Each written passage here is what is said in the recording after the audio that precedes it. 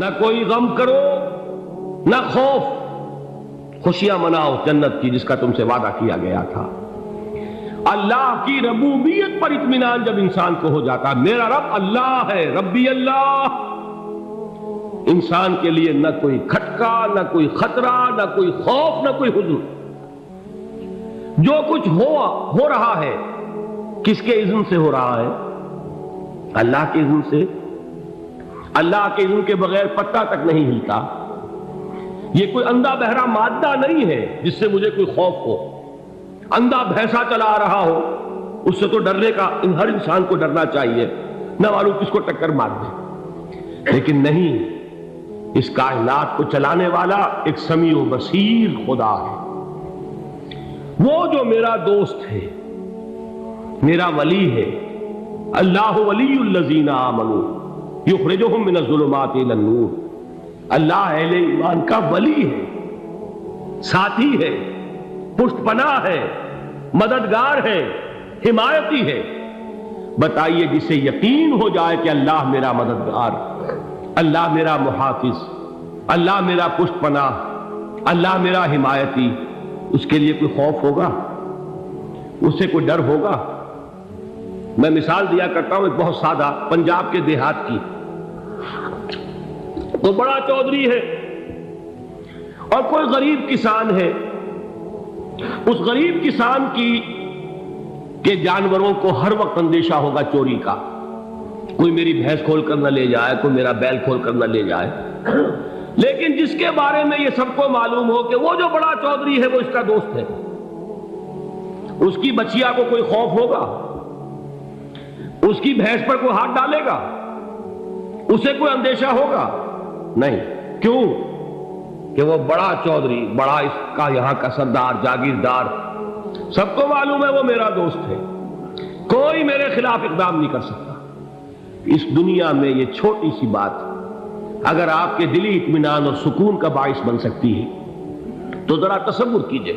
میں لفظ تصور استعمال کروں گا صرف اس لیے کہ اس کا ہم جس کو کہتے ہیں ادراک اور شعور کر نہیں سکتے، اگر کے ساتھ کر سکتے۔ اگر یقین ہو کہ اللہ میرا مددگار اور یقین ہو کہ اللہ ہر آن میرے ساتھ ہے، پھر کوئی خوف؟ کس کا خوف؟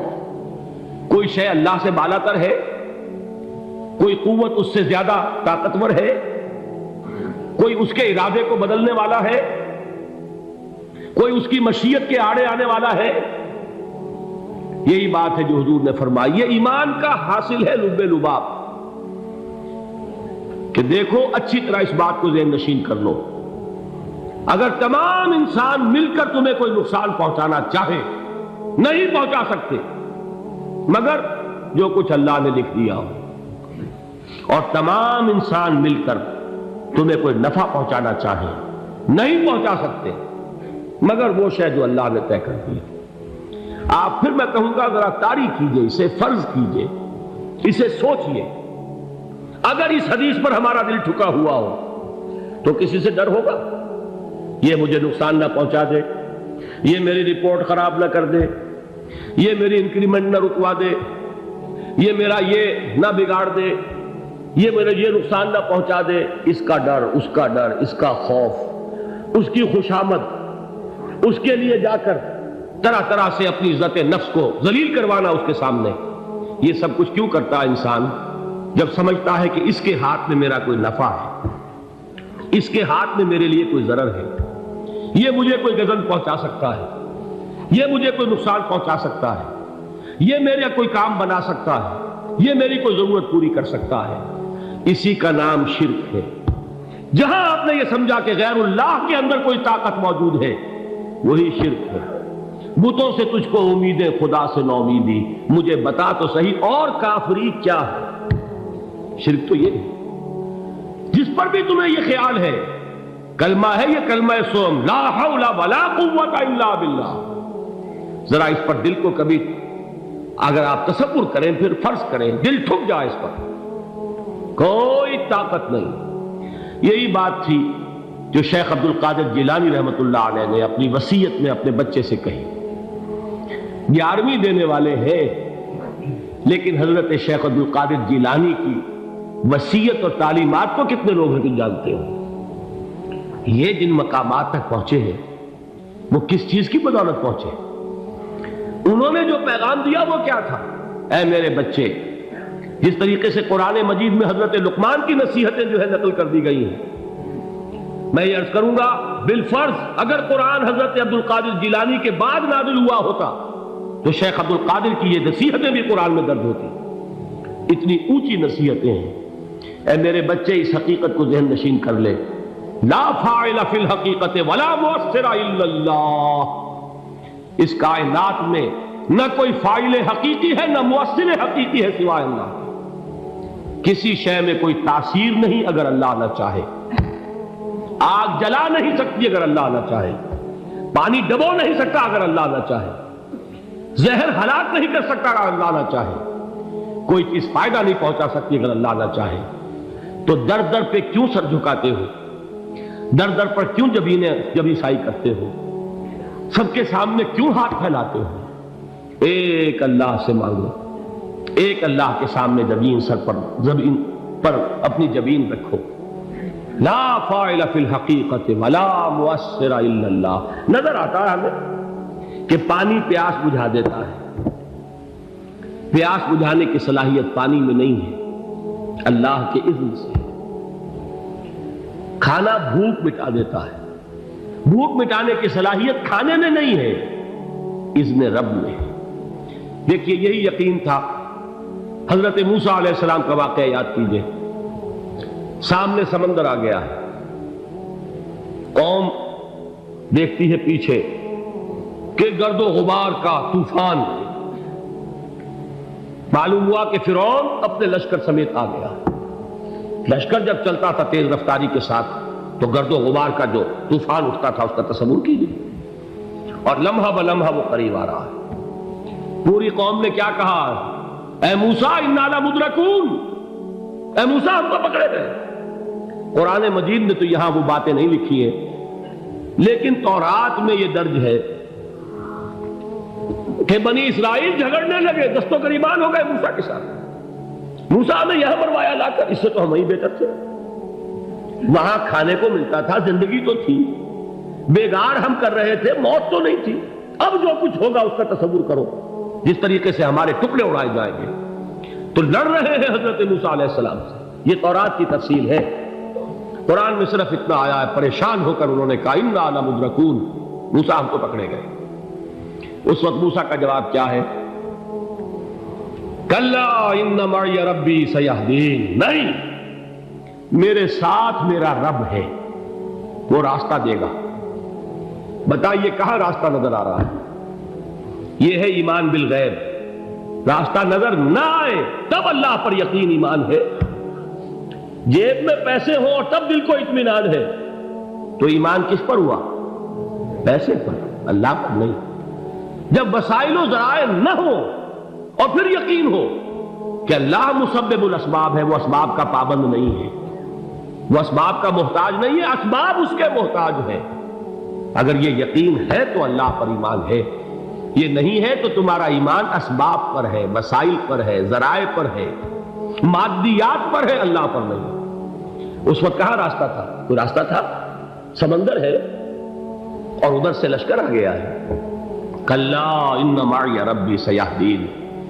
اب دیکھیے ایمان کہہ دینا آسان ہے، ہوا معکم اینما کنتم، جہاں کہیں بھی تم ہوتے ہو اللہ تمہارے ساتھ ہوتا ہے، لیکن اس کا یقین قائم ہو جائے تو زمین و آسمان کا فرق واقع ہو جائے۔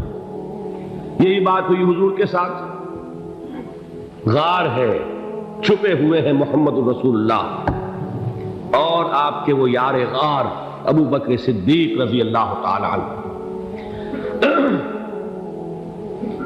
اقبال نے حضرت ابو بکر کی شان میں چند اشعار کہیں صرف، لیکن واقعہ یہ ہے کہ بھاری بھاری نظموں پر اور قصیدوں پر بھاری ہے، طویل ترین نظمیں اور قصیدے ہوں ان پر بھاری ہے۔ ہمتیں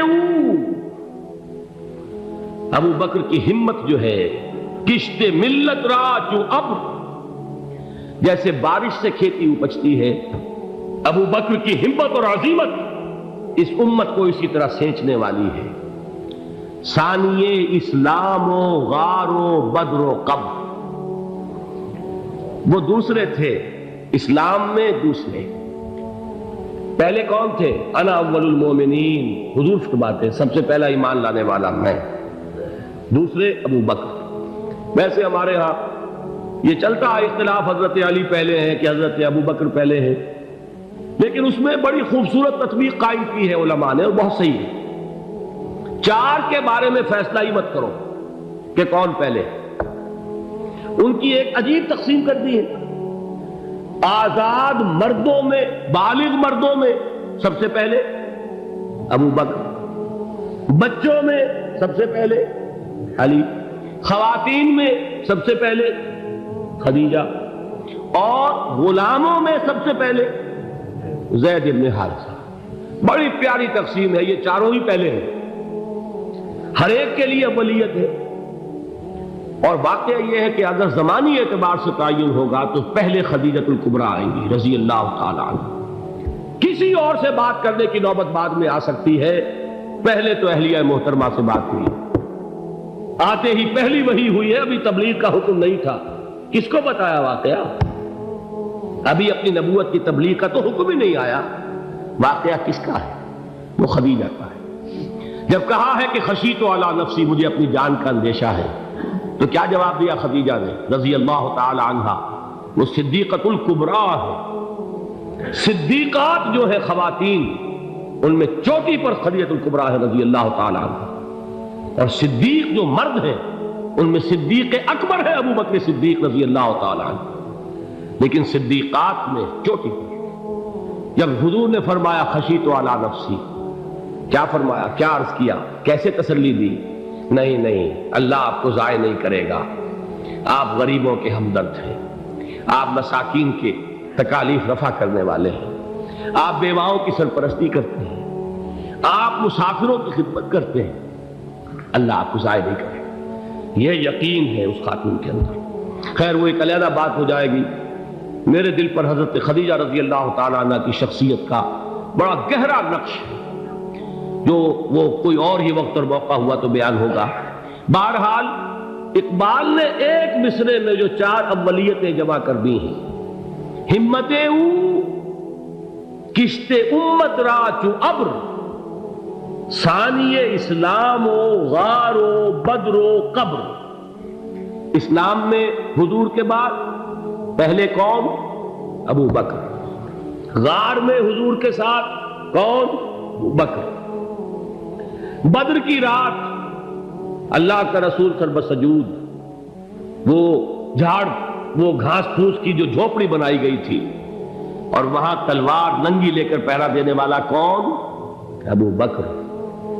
اور اس حجرہ عائشہ میں محمد کے بعد سب سے پہلے دفن ہونے والا کون؟ ابو بکر رضی اللہ تعالی عنہ وصلی اللہ علیہ وسلم۔ وہ جو معاملہ میں سنا رہا تھا غار ثور کا، حضرت ابو بکر بھی حضور کے خیال سے لرز گئے ہیں۔ آپ کو یاد ہوگا کہ جا کر پہلے تمام جتنے سوراخ تھے انہیں بند کیا ہے، ایک سوراخ رہ گیا تھا جس کو بند کرنے کے لیے کوئی کپڑا نہیں تھا، وہاں اپنی ایڑی رکھی ہے، تب کہا ہے حضور سے تشریف لائیے، اور اپنے زانو پر حضور کو لٹایا ہے، اور وہاں کسی موذی جانور نے کاٹا ہے، حضور کی آنکھ لگ گئی تھی، اس وقت اس بل کے اندر جو بھی بچھو ہے کیا ہے واللہ عالم، اس نے کاٹا ہے، اس کی تکلیف کی وجہ سے ابو بکر کی آنکھوں سے آنسو ٹپک گئے، حضور کے چہرے مبارک پر پڑے ہیں، تو حضور جاگے ہیں، معاملہ کیا ہے؟ ایڑی نہیں ہٹائی وہاں سے، مبادا وہ جانور وہاں سے نکل کر محمد الرسول اللہ کو کوئی گزن پہنچا دے، ابو بکر کی ایڑی ہے، جس طرح چاہے کھا لے، ختم کر دے، جان نکل جائے تب کوئی آنچ آئے، محمد پر تو آئے، لیکن جیتے جی نہیں۔ وہ ہے ابو بکر۔ حضور کے خیال سے اس وقت حضور نے پھر اپنا لعاب دہن لگایا ہے، اور اس سے پھر آپ کی تکلیف ختم ہوئی۔ جیسے خیبر میں حضرت علی کی آنکھ دکھ رہی تھی، اس کو جو شفا حاصل ہوئی ہے وہ بھی حضور کے لعاب دہن سے ہوئی۔